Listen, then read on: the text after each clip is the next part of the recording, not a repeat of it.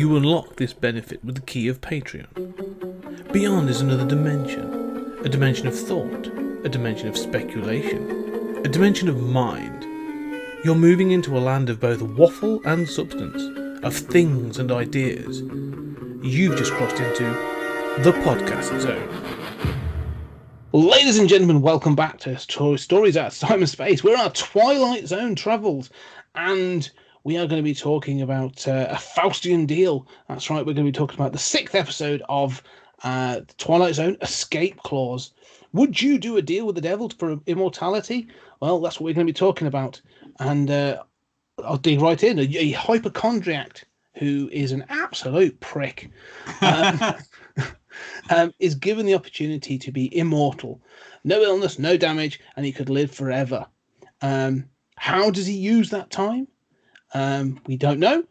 What happens when you are given that immortality? Let's dig right in. I don't like this episode. I suspected. Why?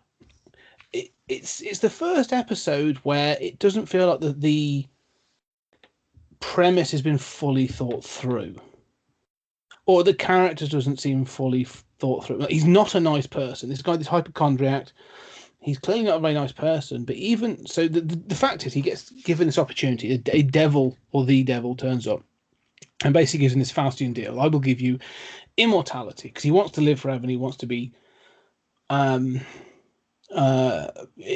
immortal, indestructible, and so he agrees his soul for this opportunity. But then when it lays out and they keep talking about this thing of, like, it could be 500 years, 1,000 years, 5,000 years, 10,000 years is how he lives. And then small things happen, like, I like the fact it sort of tries to dig into this thing of, like, well, if there's no risk, there's no fun, which is an interesting little, like, one snippet in this thing. But the end of this episode is, like, his wife dies. He takes the blame for it. It was completely an accident, but he's like, I wonder what would happen if they tried to electrocute me. So that's the end. And then he realizes he gets life in prison. And this idea of being caught in life in prison is what then sort of, like, it breaks him. And he's like, okay, I want to have this escape clause and I intend to die, which means he then gives up his soul. So the devil wins. I'm thinking, whoa. You've got thousands of years. Bide your time. Read some books. Like, at this point, obviously there'll be some recognition that you are going to be alive forever. Well, all right. Do you think the military's not going to try and look into that? It just seems so. His decision to then give it up after everything seems so abrupt and so counterintuitive to everything that's gone before. I'm just sort of like, I get flabbergasted by the end of this episode. Yeah, I mean, I'm kinder to it. I don't think this is I really like the last two episodes. This is a weaker episode, I would agree. But I think, much like the death episode, this is kind of like a elaboration on a theme, right?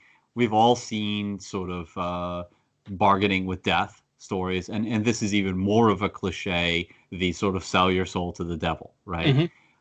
So it's just a sort of elaboration on that theme. I would say, in defense of that choice, I mean, you see the twist coming a mile away, right? Like, okay, life in prison, you see it. It's fine. It doesn't mean it's not clever, but whatever. His decision seems so impulsive to, like, well, I'm facing, 10,000 years behind bars. Well, like, look, atomic war is going to happen before then,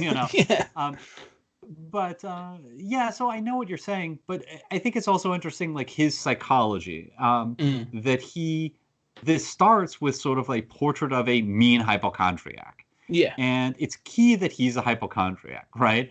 So, like, he is not mentally well, right? No. And then he gets these powers, basically, he's immortal. And the invulnerability comes from that riff that it's like, hey, we all know, be careful with your bargains with the devil, right? The thing is, you all know, everybody knows how this plot's going to work out. It's got to work out. He's a mean man, and I love that he's a mean guy and not another stand-up, guy. Um, but we all know how this plot's going to end, right? The deal goes bad. He's going to exercise the escape clause. It's just a matter of how do you get there.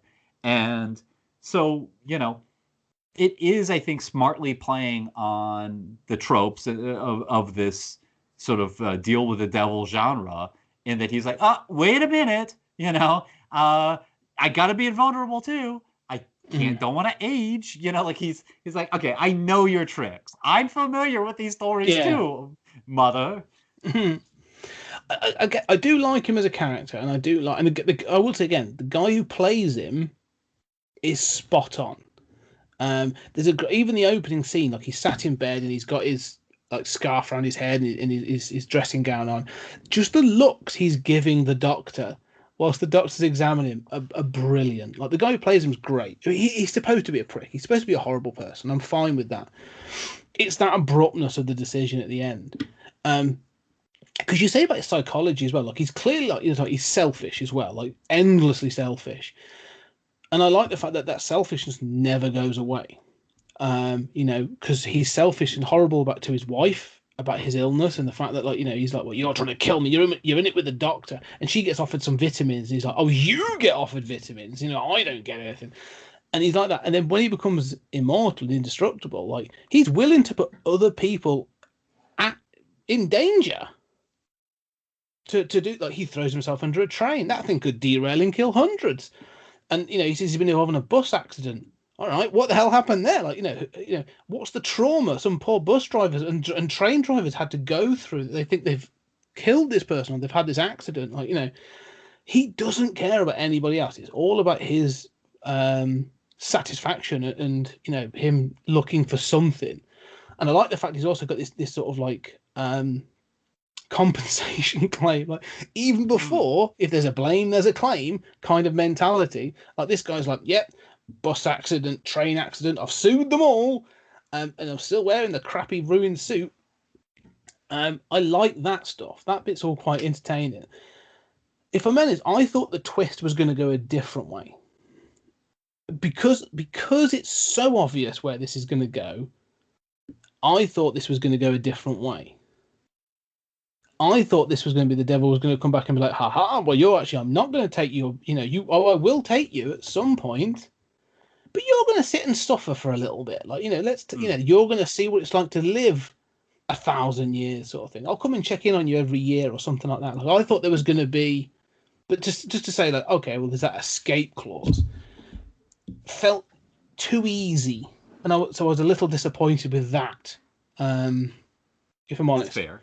Yeah, that's fair. And I mean, maybe it's a better episode if it doesn't have the escape clause at all. And he's just, I think that's probably true, right? You've got to have a different title, which is not a problem.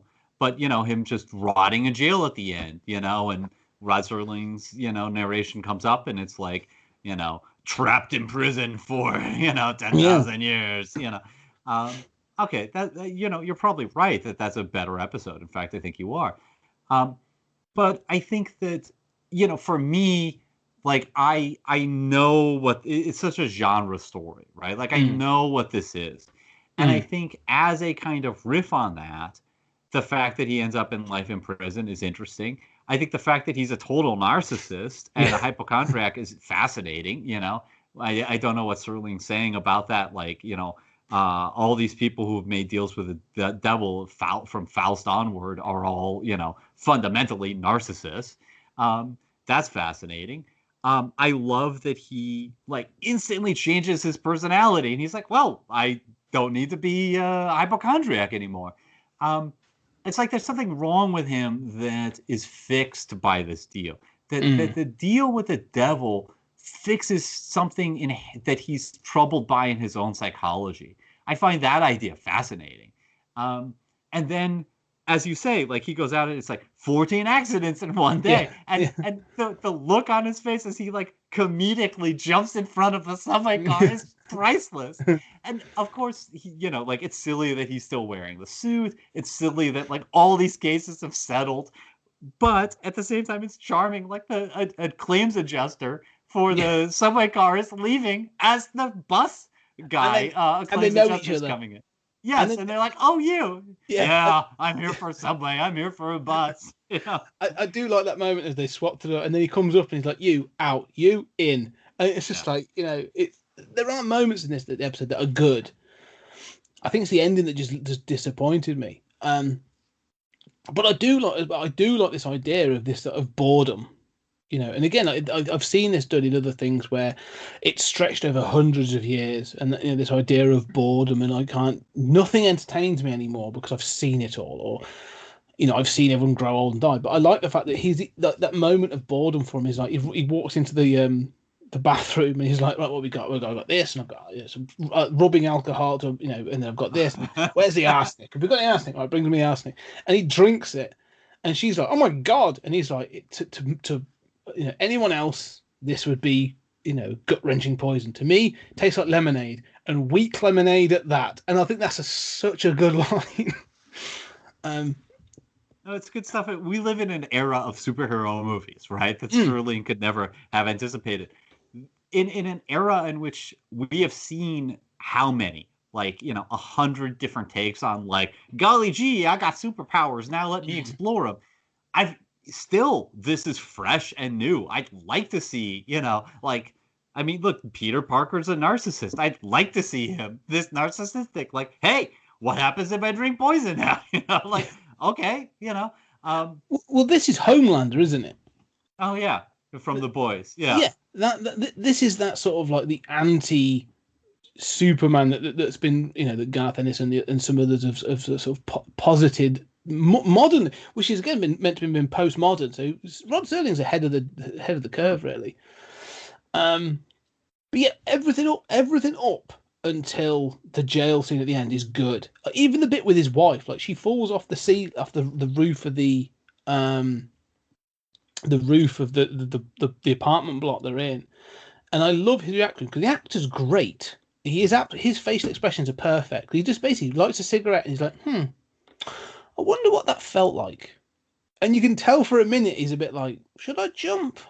And I thought he was going to follow her, but then he's like, no, there's a better step in this. I'm going to take this as an opportunity. And he obviously confesses to the murder, expecting to be given the electric chair to see if that makes him feel anything. And I find that's all interesting. Like, you know, it's a progression. So yeah, maybe I'm a bit mean just from that initial thing. So I didn't dislike this episode. I was disappointed by the ending, but the guy. I will say, in the ending's defense, it's kind of cool. Like, I mean, I think it's intrinsic to what Sterling is doing here. That, like, you know, the narcissist gets these wonderful powers, and he is going to exercise that escape clause like within weeks. You know? Yeah. Like, you know, this is not just going to go wrong, but it's going to go catastrophically wrong. Yeah, it's also this problem I have with the devil. This idea of the devil being this thing of, like, you know, the devil actually punishes bad people. He's going to trick this bad person, you know, I say bad in inverted commas, this narcissistic sort of hypochondriac, into this deal to punish him. And it's this idea of, like, the devil's supposed to be evil, but he's almost portrayed as, I mean, not benevolent, but he's acting as a punisher in this episode. No, that's something else that sort of I always find a bit conflicting. But I do like, again, the guy who plays him is very good as well. I mean, he's like, what should I call you? I forget what he calls him, a Caldwell or something. Yeah, you know, I like Cadwallader. And he's just like, the guy is just like, yeah, that's just a name I'm chosen for now. I just like the way it sounds. I love that. And I love that he's like, you know, a pudgy small man. You know, it's just like there's nothing devilish or awesome, you know. But again, like the acting, you know, the tone that the director's taken is spot on. Like he's not playing it over, you know, he's not playing it too hammy. He's not playing. It's just like, yeah, they call me Caldwell like that. It just sounds good. I like the sound of that. That's what I'm going by at the moment. All good fun. It's just that ending. Like if there was just a sharper ending of, would you like that escape clause? And then the devil's like, well, actually, let's see how this plays out. I think, and then it'd be like, you know, Rod Serling saying, and this man spent, you know, 1,000 years facing 1,000 years in prison would be a bit more interesting for me. You're completely right. I mean, I'm also troubled by the fact that, like, he craves the new. He's bored. You know, dude, there's a whole world out there. There are things to do besides ways to die, right? Like, you'd think like, okay, you test that a little, you're like, cool, I can get run over. I love that he's using it to extort money. Yeah. But I mean, this is all clever, fun stuff. But I mean, there are other things to do for entertainment or to believe in life besides killing yourself and not dying. So thinking logically, that stuff bothers me. But I think ultimately it's a clever riff on both the devil. I mean, everything along the way is, a clever riff on a familiar story. Is it masterful? No, absolutely not. But it is also like a sort of comedic light episode to my taste. Yeah, the cast are great. Okay, so any final thoughts on this episode? No, I'm all good. All good. Okay, yeah, I agree. Good episode. It's not a terrible episode. I maybe oversold it. It's just that ending that disappoints me. But the cast are great. The guy who plays the protagonist is fantastic, and like I said, the comedy is good. But yeah, it pisses you off though. It's it okay. does a little bit. It's just disappointing. But anyway, ladies and gentlemen, thank you very much for listening. We should continue our adventures, and we'll speak to you in the next episode.